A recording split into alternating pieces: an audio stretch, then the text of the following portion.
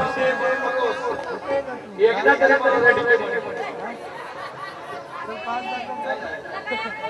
काय झालं काय माहिती मी पूर्वी कामात होते. नवऱ्याला पाहिजे मारामारी करे नवरा मला नाही म्हणून मी त्याला औषध पाजलं.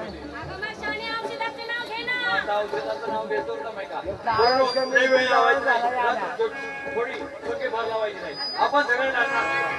आपल्यामध्ये शाणी जाती आघाडीला जाणारी म्हातारी कुत्री पाहिजे.